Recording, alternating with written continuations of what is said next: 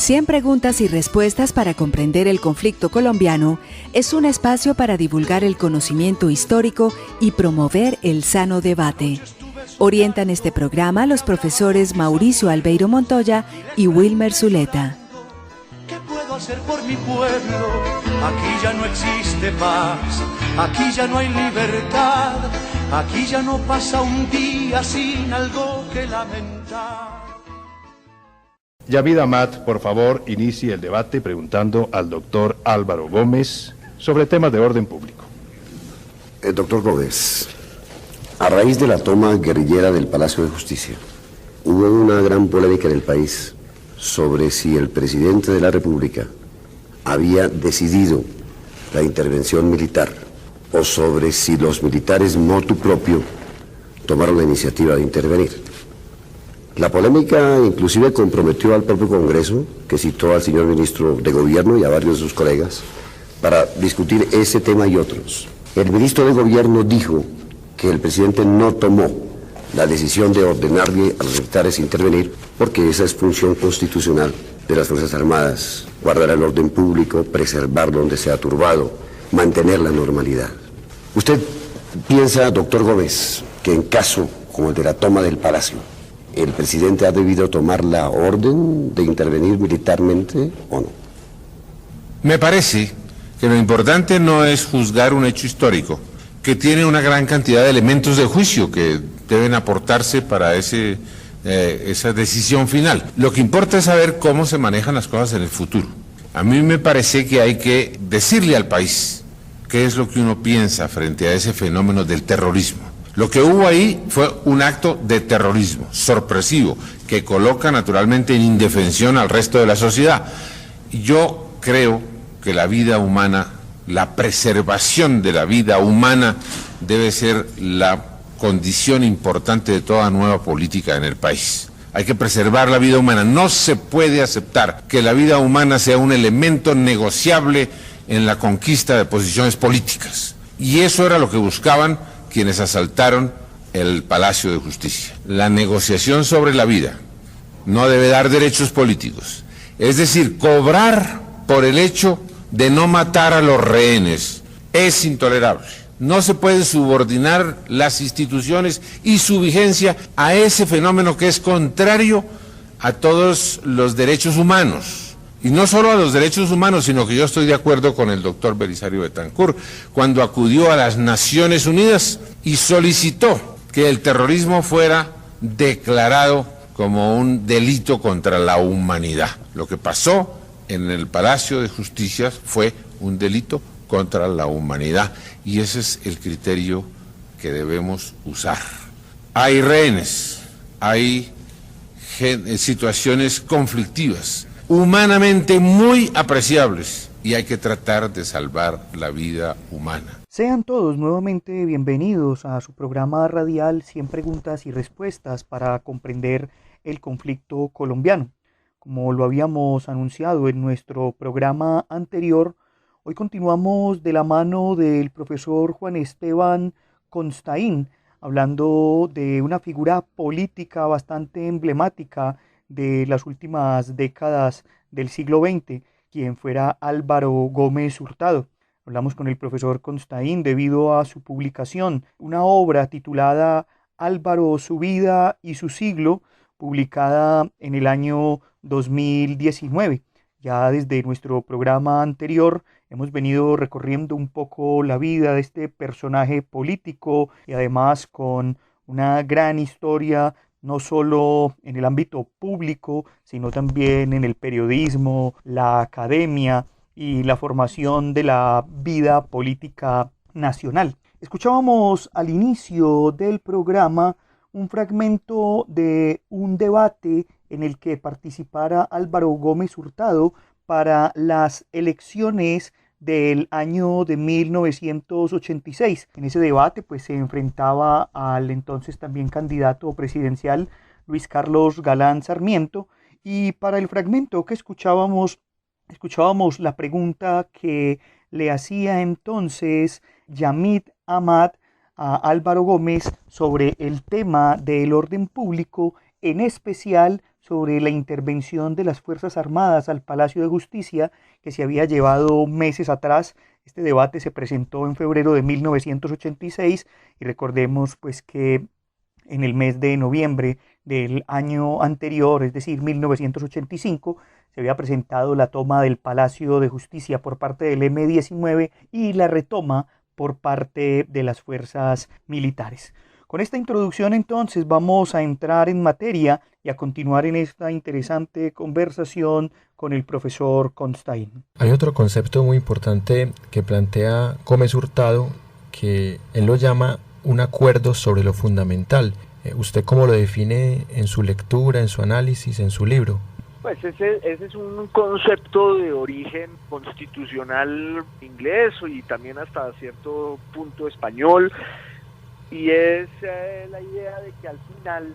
en las democracias, como decía Harold Lasky, para que las democracias funcionen y haya un debate ideológico en torno a la vida en sociedad, tiene que haber como unos principios fundamentales en los que la gente se ponga de acuerdo para que la idea misma de la sociedad y del Estado sean funcionales. Entonces él siempre citaba esa frase del agreement on fundamentals, como él lo decía incluso pues con la expresión inglesa, pero luego cuando él se lanza a su última campaña presidencial en 1990, después de haber sido secuestrado por el M-19, su bandera ya es esa del acuerdo sobre lo fundamental. Entonces él dice, el problema de Colombia es que estamos discutiendo una gran cantidad de fenómenos muy sofisticados, pero lo fundamental no lo hemos resuelto y no nos hemos puesto de acuerdo en serio sobre ello. Entonces estableció una serie de puntos, empezando por el de la justicia. Él decía que el gran problema de Colombia es la impunidad, que mientras haya impunidad, pues el país no va a encontrar un cauce que lo lleve al desarrollo. La otra obsesión que él tenía era esa, la del desarrollo, no solo como una noción tangible de crecimiento por sí misma, sino el crecimiento económico para producir una sociedad más equitativa y más justa, que haya mucho, que se quiera repartir, sí, pero que haya mucho para repartir, abandonando como una visión muy timorata y muy empobrecedora de la economía y de las posibilidades reales que tiene el país para crecer. Entonces él establece como unos puntos básicos que incluyen lo que él llama el acuerdo sobre lo fundamental, que tiene ese origen y que, como les digo, se vuelve su última bandera política en la vida cuando se lanza a la presidencia en 1990, y luego él lo lleva, ese acuerdo sobre lo fundamental, a la constituyente, de la cual es copresidente. Y yo creo que al final eso sí que es interesante, porque las constituciones de los países también son un acuerdo sobre lo fundamental. Entonces la constitución del 91 fue un nuevo acuerdo sobre lo fundamental, hecho entre otras, entre Álvaro Gómez Hurtado y entre los secuestradores, sus secuestradores de la víspera, el M-19, que ya incorporados a la vida civil después de un proceso de paz con Barco, terminan teniendo una votación enorme en la constituyente. Y la Constitución del 91 es en buena medida el resultado de un acuerdo sobre lo fundamental entre Gómez y distintos sectores de la vida colombiana. A propósito del tema de las candidaturas a la presidencia en 1974, 1986 y 1990, ¿cuáles son las propuestas más importantes de Álvaro Gómez Hurtado en relación con temas de narcotráfico y de conflicto armado colombiano? Él fue un pionero en el análisis del problema del narcotráfico como un problema en el que era una injusticia que el país fuera satanizado y estigmatizado desde el punto de vista de la producción, mientras desde el punto de vista del consumo y los consumidores que estaban y están en los Estados Unidos, pues había como un análisis retorcido en el que Colombia era un actor perverso que pervertía a la juventud americana con unas sustancias malditas. Cuando decía Álvaro Gómez, el problema del narcotráfico es que mientras haya consumo, con esa capacidad de ingreso y de gasto que tienen en los Estados Unidos los que quieren consumir, pues el narcotráfico en donde se produce no se va a acabar nunca y va a deteriorarse todo, porque el narcotráfico genera un impacto perverso en todo su entorno. Entonces se distorsiona la noción de la justicia, la noción de lo público, el tema mismo del conflicto empieza a verse permeado, como al final pasó, por esa nueva realidad económica y política. Entonces Álvaro Gómez fue uno de los primeros en decir el narcotráfico se va a resolver o se va a acabar cuando la droga se legalice, y los estados, y deberíamos legalizar la droga y acabar con esa desproporción descomunal que hay entre la capacidad de gasto de los consumidores y los recursos precarios de un Estado en una sociedad de productores, no de consumidores. Entonces, ese fue un análisis que él hizo, además lo hizo desde los años 70, cuando el narcotráfico estaba empezando en serio su andadura. Y con respecto al conflicto, él tenía una visión bastante crítica frente a lo que llamaba el Estado dialogante. A él le parecía que en Colombia, con las guerrillas, se había establecido la idea de que el diálogo es un fin en sí mismo. Entonces, como que decir que uno va a estar en diálogo era ya una perspectiva buena por sí misma. Entonces Álvaro Gómez decía sí, pero lo que pasa es que el diálogo es un medio, no es un fin. Y lo importante de los diálogos es saber qué es lo que quiere la gente. Entonces, entender cuál es la agenda que hay en las guerrillas, y dialogar sí, pero a partir pues de unos compromisos reales para desmontar esas estructuras. Ahora, lo dijo en una época, repito, en los años 70 y a finales de los 70 y en los años 80, cuando el país era otro y la comprensión de esos factores y de esos fenómenos era muy distinta, porque no se había dado la degradación a partir del influjo malsano del narcotráfico en el conflicto que ya hay hoy. A él sí no le tocó esta última etapa del conflicto y su posible solución. Entonces él sí distinguía muy bien entre el tema del narcotráfico, sabía que ahí había una amenaza latente de cómo el narcotráfico iba a terminar permeándolo todo, incluso el conflicto, y frente al conflicto con las guerrillas decía no podemos caer en el Estado dialogante porque el diálogo se vuelve un fin y se desnaturaliza. El diálogo tiene que ser un medio para llegar a unos acuerdos sobre lo fundamental. Ahora, él apoyó, por ejemplo, de forma muy decidida el proceso de paz de Belisario Betancur. Belisario Betancur llegó a la presidencia luego de haberle ganado a Álvaro Gómez la convención conservadora, la candidatura en una convención conservadora, y Álvaro Gómez participó del gobierno de Belisario Betancur como designado y como embajador en los Estados Unidos. Y hay declaraciones suyas diciendo que él apoya el proceso de paz, y en un momento dado dice, yo tengo una declaración que saqué para el libro, cuando dice, en una entrevista por televisión, dice, al proceso de paz hay que cuidarlo porque es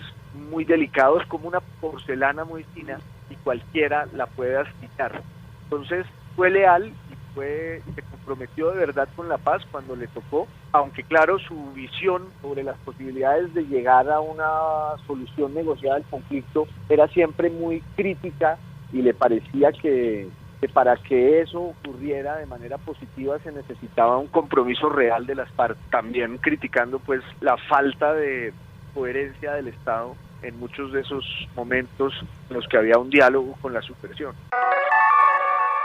Usted está escuchando 100 preguntas y respuestas para comprender el conflicto colombiano. Profesor Constein, ¿qué explicación podríamos darle al secuestro por parte del M-19 y cuál ha sido su impacto sobre esa visión que él tenía de la política y las circunstancias en las que se llevó a cabo? No, pues el secuestro de manos del M-19 en el año 88, en mayo del año 88, se dio porque el M-19 estaba bastante retirado de la vida pública después de la debacle y la catástrofe del Palacio de Justicia. Y el Palacio de Justicia ocurre casi al final del gobierno de Belisario Betancur, en noviembre del 85, y en el año 86 gana Virgilio Barco, y Barco cambia un poco la perspectiva del proceso de paz que estaba sentando en tiempos de Betancur. Entonces Barco trata de cambiar la estrategia y el M-19 decide que se va a lanzar a una guerra contra la oligarquía, ya no una guerra de ataques como espectaculares y bastante histriónicos también y con un alto contenido simbólico, sino que el M-19 ahora va a ensañarse con la oligarquía en una guerra frontal, y el primero de esos objetivos de la oligarquía es Álvaro Gómez. Ese secuestro se hace también con el propósito de forzar al gobierno a volver a hablar de una negociación y un diálogo con el M-19, pero ocurrió una cosa pues muy interesante y que yo trato de recrear y explicar y contar en mi libro, y es que en el secuestro Álvaro Gómez Hurtado, ante los ojos de muchos colombianos, fue por primera vez en su vida víctima y no victimario. Y también al interior del M-19 ellos se encuentran con un personaje al que no se esperaban, porque ellos estaban convencidos de que él era lo que su prejuicio siempre les indicó, o sea, el hijo de Laureano Gómez, cavernario, retardatario, reaccionario, la encarnación suprema de la reacción en Colombia. Y resulta que es un personaje amable, universal, que dialoga con ellos, de una entereza conmovedora, porque él, en una circunstancia tan dramática como la del secuestro, no tranza ningún principio y por lo general mantiene una gran altivez, una gran dignidad, que humaniza mucho su relación con los secuestradores y con los captores a partir de un diálogo muy intenso, un diálogo que incluye varias reflexiones sobre el marxismo, que él lee El Capital allí, le entregan una edición popular del Capital de Marx. Ya Álvaro Gómez conocía muy bien este texto, entonces empieza a dialogar con los guerrilleros sobre Marx y termina dándoles él unas explicaciones a ellos sobre la ideología marxista. Además, en ese momento se estaba dando el 19º Congreso del Partido Comunista en Rusia, que fue cuando ya quedó consagrada la idea de la perestroika y de la glasnost. Entonces estaba como cayendo el sistema, mientras él estaba ahí adentro, y él creía que lo iban a matar y decía, pues es un destino explicable que el comunismo y yo, que nacimos al mismo tiempo, también vayamos a morir igual. Y ese diálogo con los guerrilleros hace que ellos tengan casi una especie de síndrome de Estocolmo con él, síndrome de Estocolmo pero al revés, como que se fascinan con este personaje que les habla de historia, les habla de arte, y mientras tanto va dándose el proceso de la liberación de Álvaro, que es muy delicado, que es muy complejo, que por fortuna sale bien, y gracias a este secuestro y a ese proceso de la liberación se da una apertura de lado y lado entre el gobierno de Barco y el M-19, y allí se firma la paz en el año 90, en marzo tal vez de 1990 se firma la paz. Entre finales del 89 y principios del 90, el M-19 deja las armas y entra a la democracia como un partido que se llama la Alianza Democrática M-19, y ese proceso pues nació del secuestro, pero lo más interesante es que es lo que les digo antes,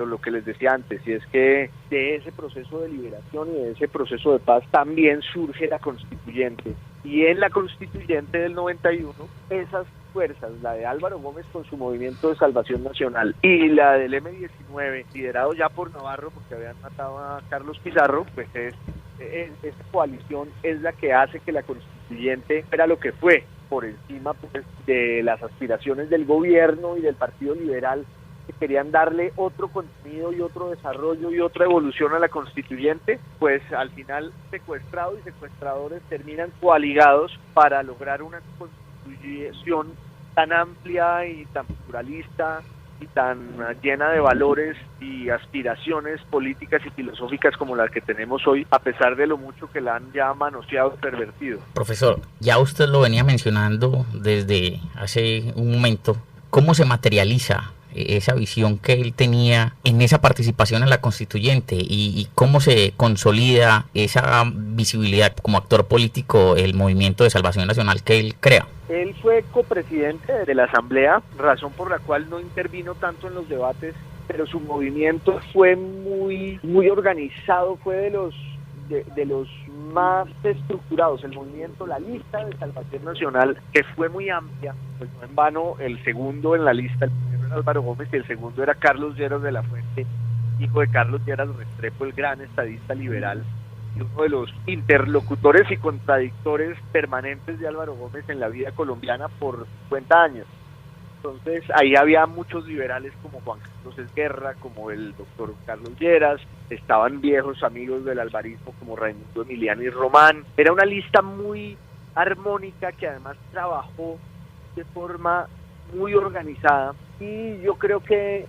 una de las obsesiones de Álvaro Gómez era reivindicar el tema de la justicia. Entonces él fue uno, entre otras, se encargó de un capítulo de la Constitución que es los preceptos de la acción de justicia, que es uno de los capítulos fundamentales de nuestra Constitución, que la justicia debe ser universal, debe ser gratis, como todos los valores reinantes de la acción y la administración de justicia, fueron redactados por Álvaro Gómez y entre otras cosas por un miembro del EPL, si no estoy mal, para que vean ustedes las oportunidades de diálogo magníficas que hubo en ese espacio.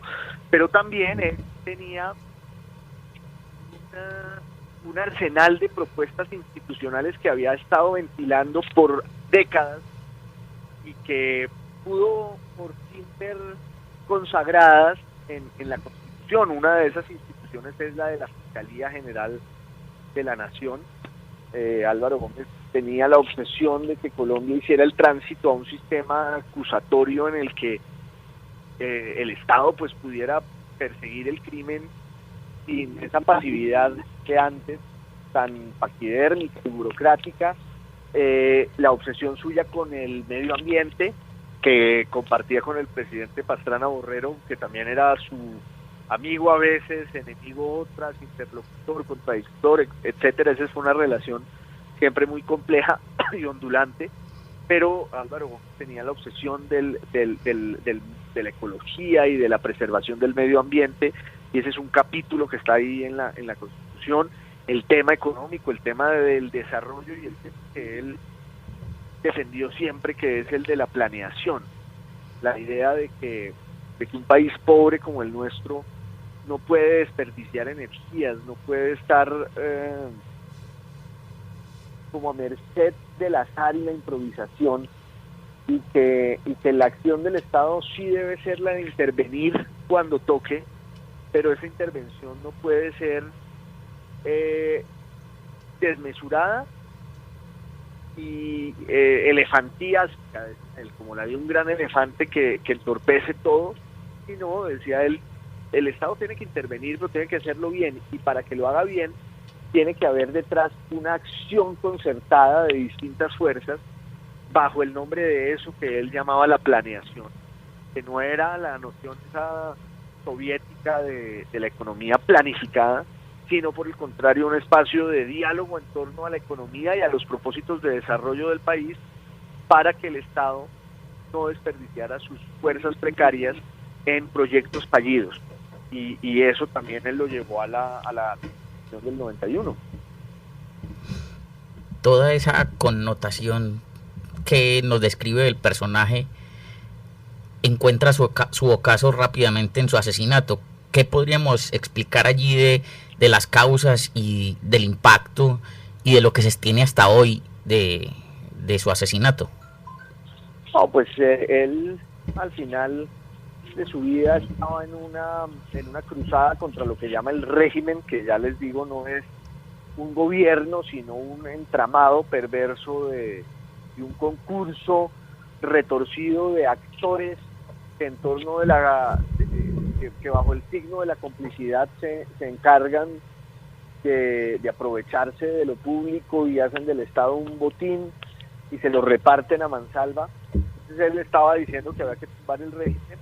pero en un contexto ya político muy complicado, que es el del proceso 8000, que es un escándalo porque existe la idea al principio y luego una idea cada vez más probada de que a la campaña liberal en 1994 habían entrado recursos copiosos del cartel de Cali. Álvaro Gómez al principio es muy escéptico, pero luego se va volviendo un crítico cada vez más agudo y abierto de la situación que está viviendo el gobierno del presidente Ernesto Samper. Álvaro Gómez dice: Samper no se cae, pero tampoco se puede quedar. Y es un momento de mucha confusión, de mucha truculencia, y en Colombia al final esos magnicidios también están atravesados pues por una gran cantidad de intereses tan tupidos que es muy difícil seguirles el rastro, y muere pues como el soldado político que siempre fue, con las botas puestas, como profesor, como periodista, como caudillo de la política, como más que como caudillo, como un pensador que hasta el último día de su vida, desde las ideas, quería influir en su sociedad y quería que la gente discutiera las cosas. Y entonces tuvo una muerte digna de su vida, por eso, porque fue un sacrificio en nombre de las ideas y de aquello en lo que él creía, por ese mismo monstruo al que él estaba señalando y denunciando, que es lo que él llamaba el régimen, cuya individuación, insisto, es muy difícil, pero ese es un poco el contexto del asesinato de Álvaro Gómez, que hoy sigue bajo el manto de la impunidad. Y ahí hay otra terrible paradoja,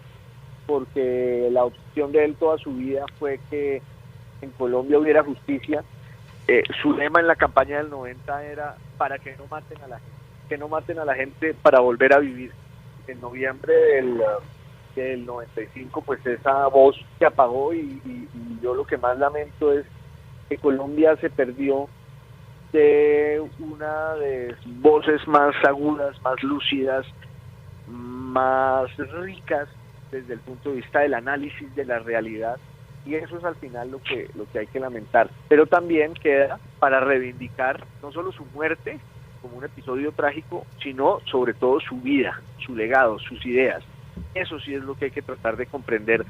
porque desde allí, desde ese destino, desde esa biografía, desde esa vida, uno puede entender de manera inmejorable todo el siglo XX colombiano, con sus luces y sus sombras, su riqueza, con su complejidad, y ese es el propósito de mi libro, no una apología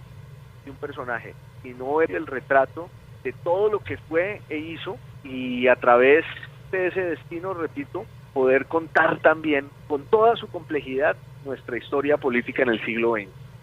Profesor Constaín, pues queremos desde la Universidad Nacional y desde este programa manifestarle nuestro total agradecimiento por su tiempo y por haber respondido a esta entrevista. De verdad que muchas gracias por todo su conocimiento y gracias por la disposición. Yo les agradezco muchísimo, para mí ha sido un gusto enorme y estaré allí siempre cuando ustedes me quieran volver a invitar. Les mando un abrazo y gracias de nuevo. Con esto entonces terminamos nuestro programa del día de hoy y estos dos especiales en los que tuvimos la oportunidad de conversar sobre esta figura política de Álvaro Gómez Hurtado.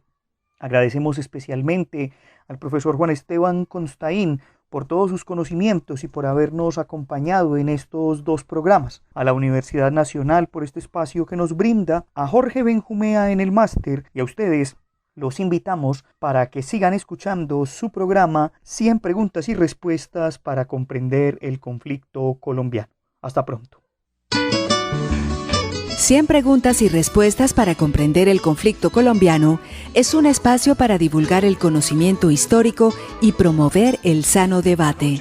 Orientan este programa los profesores Mauricio Albeiro Montoya y Wilmer Zuleta. ¿Qué puedo hacer por mi pueblo?